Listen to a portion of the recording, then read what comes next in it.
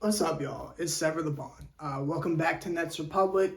You're getting two videos back to back. One, because I have a solution to this.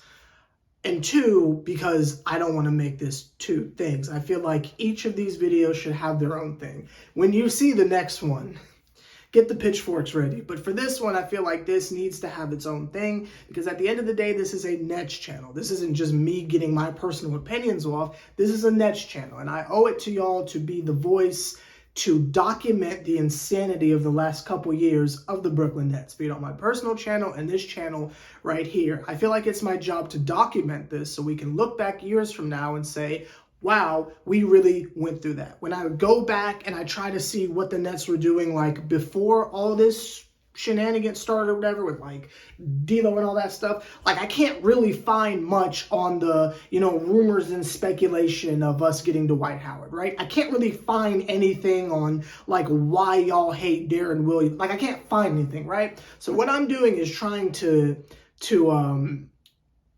have like a time capsule of this time period. So when people look back on the Nets history and are trying to figure out what happened, there's some type of documented evidence of what we were going through, right? So that's why this Joe Harris video is getting its own specific video, and I'm not just ignoring it because personally I don't care. But Joe Harris has been traded. We traded Joe Harris to the Detroit Pistons, which sounds a little insane, but yeah, Joe Harris has been traded to the Pistons. Now, I know what you all are asking who haven't already seen this. If, this is me breaking the news to you, you are saying to yourself, well, who do we get back, right? We finally flipped Joe Harris. Who do we get back from it? Absolutely no one. We got no one back for Joe Harris. I believe we sent a pick along with Joe and got a couple picks back. That's it. That's it. Joe Harris, who you signed to this big bagular contract, I think it was like in total like 73 or 78 million or something like that over the course of 4 years. We traded that away for nothing. Just a couple draft picks. Now keep in mind for the crowd of individuals who are, real big on this drafting thing and this lottery foolishness or whatever, Duke Jr. and other individuals of that ilk and nature are not being re-signed. They're gone. They're free agents. They're going to go get picked up somewhere else. So for everyone who's on this like wagon of, well, we got picks, we can just draft some more people, one, they won't play, and two, we'll probably just let them go. Didn't we draft Cam Thomas? Didn't we draft Daron Sharp? Like, we can go on and on of the individuals that we drafted, and they never even play. Now, that's not me trying to defend Daron Sharp, but I'm saying just for the compensation of draft, of capital and picks, I don't see what that does for us. But then you have the crowd of people who are going to say, well, Sever, you gotta use your GM brain, right? You gotta use your GM brain, and you gotta think about it from the standpoint of, well, we're just acquiring a bunch of picks so that we can go out and we can go make a big deal with these draft picks, right? You dump the Joe Harris salary off, right? So that's off of our books. And just to translate, because I feel like people throw that around a lot, but don't explain what it means. To my understanding, when you say salary dump, right? He is off of our roster. So that is someone else who has agreed to pay him what he's owed, right? That's someone else's contract. That's someone else's problem. So that frees up money for us to go acquire someone else or put that money in other places, specifically in the talent acquisition sector of using our money, right? So that's what that means to my understanding by the whole salary dump stuff. I didn't just want to say that and then because I didn't know what it meant, but that's not here there. But to my understanding, that's what that means. So Joe Harris's contract is no longer our problem. The Pistons are agreeing to handle that and take care of that. Now, whether they buy him out or whatever they do, that has nothing to do with us. But for the Nets, we don't have to worry about that, right? The money that we owe him, we no longer owe him any longer, right? So that leaves allegedly more room. It's obviously an open roster spot, and we have money that we were going to spend on Joe Harris that now we can spend on something else, and a couple more picks to go with it, even though we sent one of them away. But now we get to get a couple more to add to our ever-growing wealth of draft picks, which is cool, I guess, in theory, even though you have to play those individuals you draft, but that is neither here nor there. It's nice that we have picks and such, right? Then you have the emotional side of it. The emotional side of it is that Joe Harris was our longest tenured Net. I believe Joe Harris had been with the team since 2000, I want to say 18. Was it 18 or 17?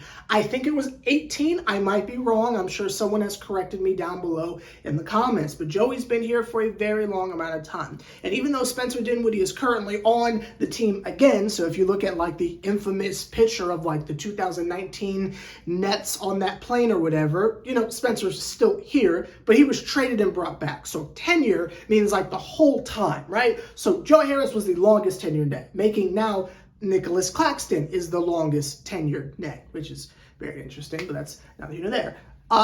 So emotionally, it's sad, right? This is where my opinion comes into play. Like, I've given you the history lesson and what it means for the team, and when people look at this video 5 years from now, they'll be able to understand what Joe Harris meant to us. There you go, boom, right? So then you have my personal opinion, right? Joe Harris is a bum, okay? Y'all didn't want me to say it. Y'all fought me tooth and nail on it all season long. We had the Harris huddle just to prove to y'all how much he was doing absolutely nothing. And I believe that it came down to either you keep Joe Harris or you keep Seth Curry. You can't do both. You got to keep one of them. To my understanding, and I could be incorrect, but to my understanding, Seth Curry is a free agent.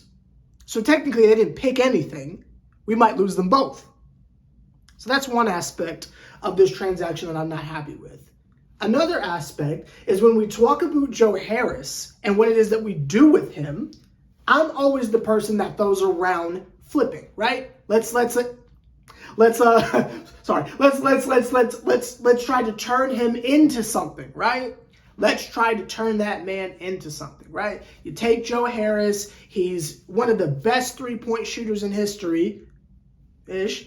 So let's try to take him and trade him for assets or depth or maybe a more reliable person or a 3-and-D or something like that, or like put him in a trade package to get a star or something of that nature. I feel like he was the ultimate leverage piece that we could use to acquire something else. Just getting off of his contract and getting picks back is what you do with Ben Simmons. You don't do that with someone with trade value. I get his salary is off the books. I get it. Cool. I understand. I totally get that we got draft picks, even though we had to give one up we had to give up a draft pick to get rid of him. I don't even understand that, but that's not even there. But you give up one of the best three-point shooters in history for nothing. We didn't get anything back. That man still had trade value. Again, if this was Ben Simmons, I get it. But this was Joe Harris. The rest of the league don't know he's bums. That is a Brooklyn Nets secret. Now, did Joe Harris have a history of not showing up in the playoffs? Absolutely. Is he arguably the real reason why we don't have a championship right now? Absolutely. I throw it on Kevin Durant a lot. We put it on KD's shoe size or Harden getting hurt or Giannis purposefully injuring Kyrie and stuff like that. But it's really because Joe Harris can't hit a shot. An open shot, I might add. It's really Joe Harris's fault if you want to be honest with it. We threw a lot of stuff on Steve Nash, but it was really Joe Harris not coming through when he needed to. But yet and still, the way you unload that, the way you get rid of that, the way you move on from that, the way you upgrade from that is by trading him for something of value. Draft picks and draft capital is not valuable in our current situation. If we are building around Mikal Bridges and trying to make something competent, then what are you doing with draft capital? What are we going to do with that?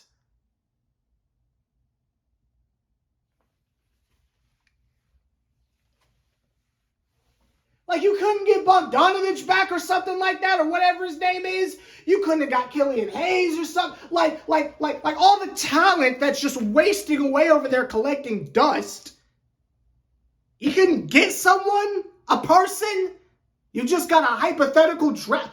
Come on, y'all. Episode 7. We're clearing up space so that we can start doing. I'll get to that in a second. In the next video of what we can do to fix this. But just on its own, this is like at least with the Hawks, right? At least with the Hawks, when they got rid of John Collins, at least they got a human being back for him. Now, granted, it's Rudy Gay, and that's not going to help anything. At least a human being came back. We didn't get anything for Joe Harris. Then you have the emotional aspect of it all. What are we building? What is the team's identity? What are we trying to do here? I understand Sean Marks has an interview out there that I still haven't watched because personally, I just don't care right now. I can't be bothered, okay? I'm doing WNBA stuff. I don't care right now. But whatever he said in that video, I'm sure he's full of crap. I'm sorry. Because getting rid of Joe Harris, there's these conversations of culture and all these stupid buzzwords, and you get rid of Joe. And it's not like it's one of those things where we got something back so appealing that you got to shrug your shoulders and say, I would have did the same thing too. Like with Karras and Jared Allen, we got James Harden. So it's like on one end, it's, oh, how could you do it? But then on the other end, we got James Harden. What's the feel-good moment of this? What are we supposed to take away from this and say, oh, well, I would have did the same thing, right? You get rid of D'Angelo Russell off an all-star season, and you get Kevin Durant. Like, I get it. You can't even be mad. It's just like, it is what it is, right? I'll use the Hawks as an example again, right? You trade away Kevin Huerter and you get DeJounte Murray somehow. Like, I get it. It's an upgrade. It sucks emotionally, but like, it's a business. It's about the team getting better. What do we say is the consolation prize for Joe Harris being gone now?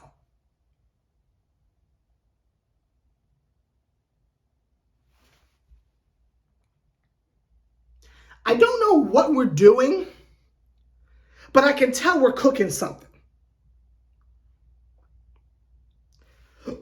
And while there's a piece of me that says, let that man cook, there's the Gordon Ramsay side of me that smells something foul in the kitchen.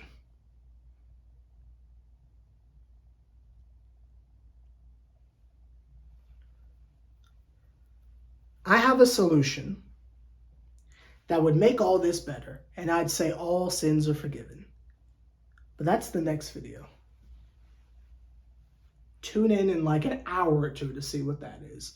But for right now, giving up Joe Harris for nothing is insane. Did he have to go? Absolutely, he's trash. But for nothing, emotionally, it doesn't make sense. Financially, it again maybe it makes a little sense, I guess. But in a team construction way, I don't get what we're doing, because now we've lost our leverage. And if we got rid of Joe to make more space financially for Cam Johnson, I think I'm gonna vomit. Let me know your thoughts down below. I'll be back in a little bit.